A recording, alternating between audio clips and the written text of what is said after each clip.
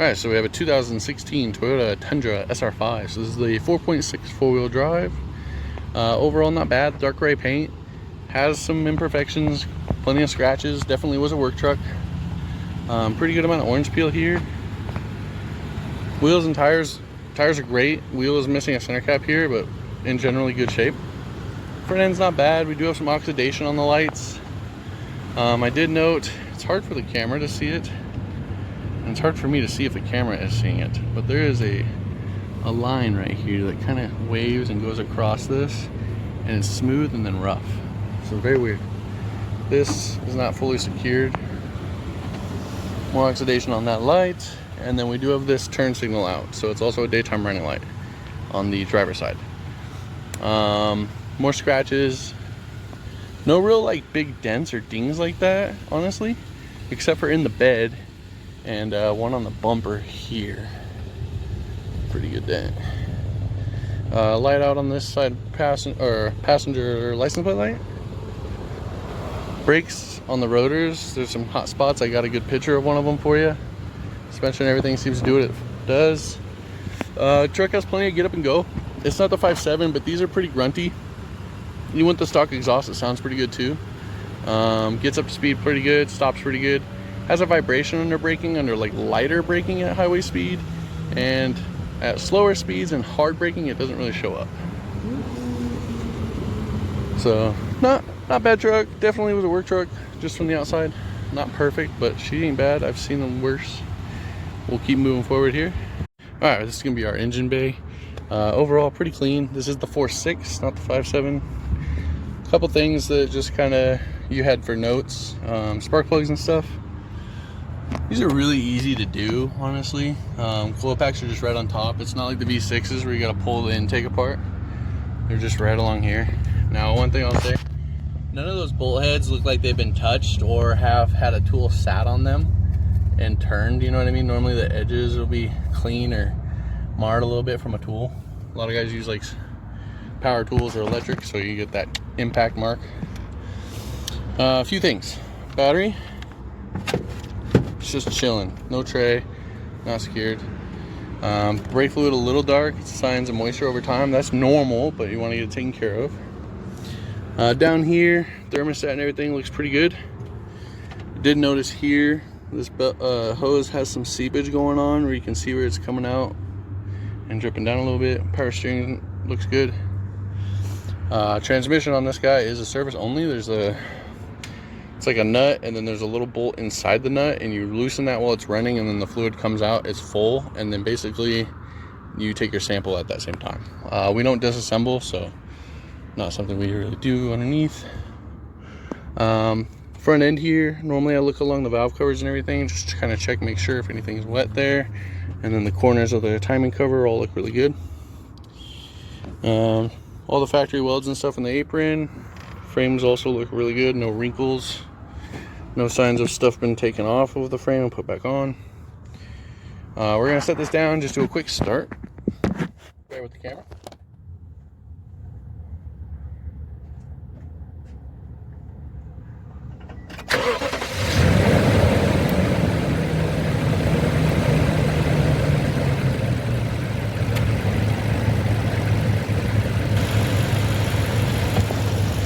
Alright, so we did the start up there. That second click is the AC when I turn that on. So nice and quiet. Sounds good overall.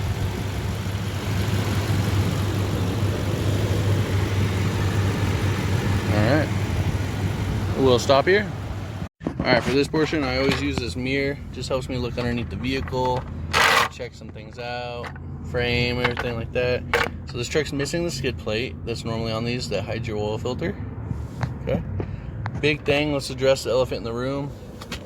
Got coolant. You can see all that bright pink up in there coming down. That's coolant. It's leaking from the accessories, so it could be water pump. Thermostat looked good. It's up top here. You can see it really well. All this dust. Hold on a second. There we go. A little better there. So no skid plate, but yeah, definitely water pump. I can see the thermostat from up top, and this is pretty much coming down from underneath your pulleys. Under pressure, you can see your upper radiator hose when you're in the engine bay portion. I've talked about it. It has signs of seepage. Frame and everything looks really good. Only like the steel components have some surface rust area. That's pretty normal. We're gonna move to each corner area, kind of talk about rockers and the frame. So up here at the front corner, looking down, you can just look along. Frame and rockers look really, really good. Go in this direction. Both cats are there. Pans and everything are all nice and dry. T-case looks in good shape, as well as the front driveline and rear. We're gonna go to the rear now. Alright, so all the way at the back here, spare looks to be original and pretty rusty. I don't know how much confidence I have in stuff when I see that. Overall though, pretty much stock on this truck. Everything checks out pretty good. No severe rust or anything like that. Shocks aren't wet. They're not brand new, but they're not wet or anything like that, so they're not really leaking, but looks good. We'll go over to the other side. Alright, we are on the passenger side now, so we're looking along your frame and rocker. Looks really good. Really good shape. So we'll stop here. Alright, so while we're doing our interior here, I always start at the wheel. A lot going on these days, so home controls, display up here. Alright. And then volume, radio controls. This does have a shifter on the column here with shiftable gears, but not like an actual designated tow haul. Down here it does have the lights that go up and down. Tire pressure light stayed on pretty much the whole time. I do not have my seatbelt on and all the doors are open. The current mileage 104,285. On here, screen seems to do everything okay. Touchscreen works good. Everything does what it's supposed to. Climate control works. All the heats modes changed. I did say we have a pretty good amount of reduced airflow. I did take the liberty of getting in there. That cabin filter is hammered. That thing is full of crap. Pulled that out. Got way better flow. I had to put it back together, obviously. So we're back to where we started. Center console is also a seat. It has plenty of little storage things here. Fold this bad boy up, and then there's another storage bin here. All right. Auxiliary and stuff down there, and then hop out. So on this door card, it's in pretty good shape. We do have some scratches, some scuffs, stuff on the silver there. Manual seats both sides. This one kind of has like a deform here, and a little bit of wear marks. It does have the weather mats, so carpets are in pretty good shape. Pedals as well. And then back here, pretty good shape. Seats are really good shape. This guy right here is broken. It's just kind of hanging on by the spring. And then you do have a manual sliding window. I have noticed we have some marks of moisture there. Door card here is in pretty good shape. We're gonna hop sides. On to the passenger side here. So this door card also in pretty good shape. Same deal on the seats and everything. Your spare tire stuff, like tools and whatnot, are all back in here. And then manual seats. This one's in really good shape, honestly. And then over here, glove box. Your cabin filter is behind this. There's a little door in there. You just pop this tray out. And then door card here. Some more of those scuffs and scrapes, but not too bad. We'll stop here. Alright, so trunk portion. This is actually a truck bed, so truck bed portion. Just have a backup camera. It is a damper release tailgate, so it won't like slam on you. Overall, it's been lined. It's pretty good. It's got all the hooks and stuff still in it. A few defects. We got a pretty good dent here.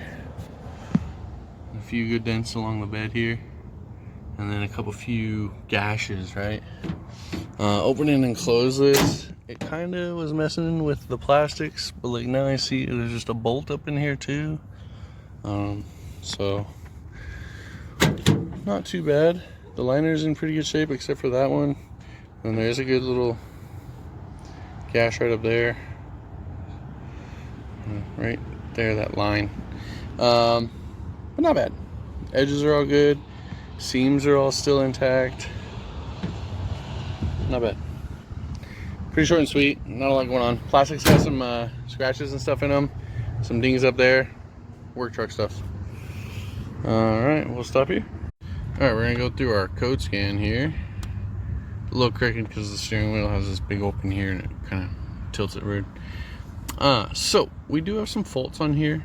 Most of them are going to be lost communication, tire pressure. We don't have tire pressure sensors, low voltage. Up in here we do have some lost communication on the engine. There is a startability fault that's active. ABS had some, like I said, lost communication, system voltage codes. The SRS airbag did have a passenger seat mode active code. I did write all this down so you have the numbers. And then, like I said, everything else is just lost communication, and everything else checked out really good. We always look down here. We want to make sure the VIN on our computer is the same as what's on the truck itself, which is kind of important for if you ever get down the line and they do inspections, like state-wise. We're going to go from here to monitors. Alright, so this part here, I always go through since DTCs were cleared instead of like the drive cycle I was given. So evap is the only thing that didn't clear. We tried to do 10 miles at least, just to make sure, like, hey, these monitors should all reset, do highway, in town, idle, all of that stuff. So there should have been time for that to reset. But sometimes these trucks, like for instance, we have a lot of codes and signs that this had to be jump started recently. While I'm sitting here, the batteries dropped down to 1.9. It was at 12.1, and I had it down to like almost 11.7, and I let it run a few seconds to kind of get it back up. So I've been stranded a couple times, so I just try to avoid that stuff, and I keep a really close eye on the voltage, and it just steady kind of dropping a little bit. New cars do have a lot of draw, but if this has been jump started recently, it could take up to 20 miles for that to reset. It has fuel in it, but we just try not to go too far with the vehicles just for time wise. But really everything checks out good here. We didn't have any like low power, any kind of egg sulfur smells or any kind of weirdness like that. Nothing that says, hey, this thing's got some cat or emissions issues. All right, so we're gonna stop here, keep moving forward. All right, so we're gonna go through this real quick. Overall, you had a few concerns. Basically, if the 100K service has been done, I'm gonna tell you no. It's 104,000 miles and the filters look trashed. There's a active coolant leak that I found, and it doesn't look like any of the plugs have been done, so you definitely need to get that in order if that's something you are concerned about. I would be. 100,000 is a pretty big one. These run forever if you just do the maintenance. That's what I try to tell people. We do have some paint defects in this bad boy. I tried to capture it as best as possible, but you can feel it on the hood. It's easy to see by the eye, but the camera just won't pick it up very well. As far as lights, we do have one out on the front, a license plate light on the back. Tires are brand new, a little bit of vibration in the brakes, probably from the hot spots that I found. And then we do have some codes for basically low voltage, startability, a couple other codes for communication. And then we did have some airbag stuff, and what was the other one? The other one was crap. They're all on there. I listed them for you. It was a passenger side seat active mode or something like that for the airbag. On this side, not too bad. You can see where there's a good amount of orange peel here and lots of scratches. The bed does have some dents in it, but it is lined, overwell pretty protected. Rockers and frame and everything check out really good. Truck drives pretty good. Doesn't really bounce or have vibrations or lots of noises. Not bad. Definitely just needs to go through the 100-mile service, do the filters, because the AC is not blowing very good unless you pull that filter out, but I can't give it back like that. Yeah, overall she needs some maintenance. She drives good. She's not affected by it yet, but I wouldn't keep pushing it. She just needs some love, but you could do worse with these. For what it looks like, it was probably an old work truck, and it just probably went through hell, and then they were just onto something bigger because they got more demand. We're gonna stop right here.